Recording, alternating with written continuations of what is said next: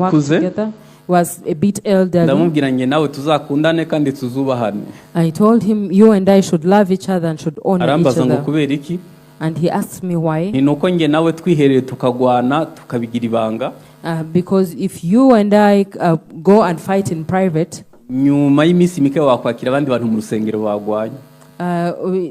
after some days you'll hear other people in church that have fought.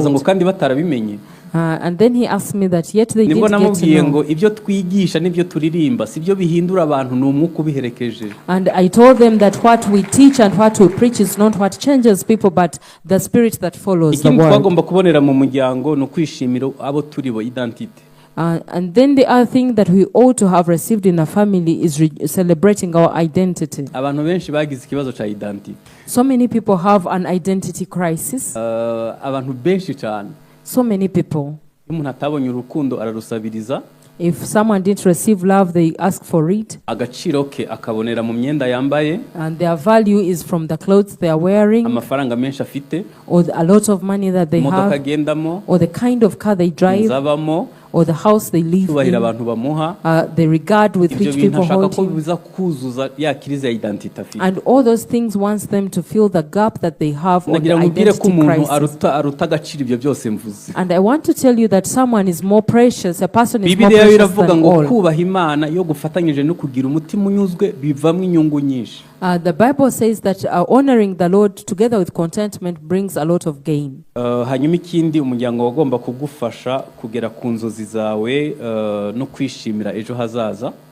the other thing that the family was supposed to help you is for you to achieve your goals and to achieve your destiny. In families where a child ought to have learned about their calling and their destiny.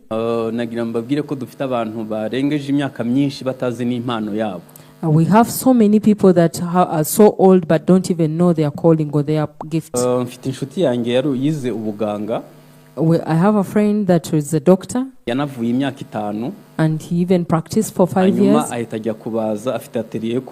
And then he went to, he started a workshop, a wood workshop.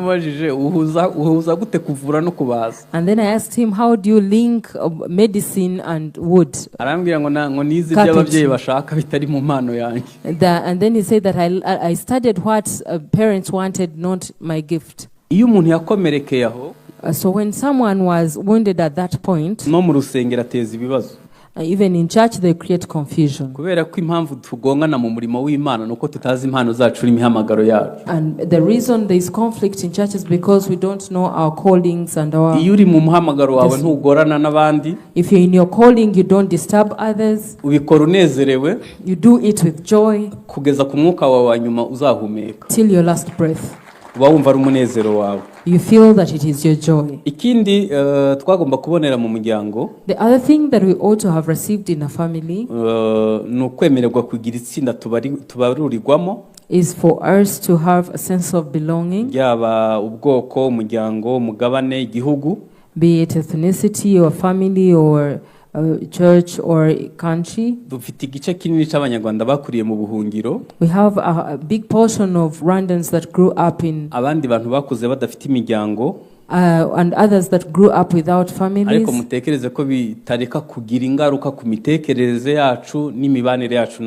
But don't think that that doesn't have an effect on our thinking and our relationship with others.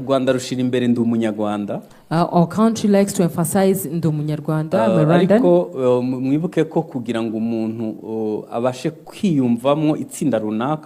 But remember that for someone to feel a sense of belonging into a particular category is because they have a heart that is not broken, that doesn't have wounds.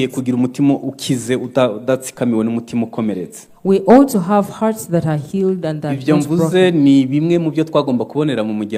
And those are some of the things that we ought to have received in a family.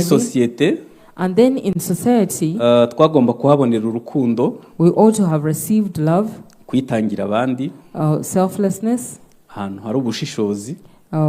discernment,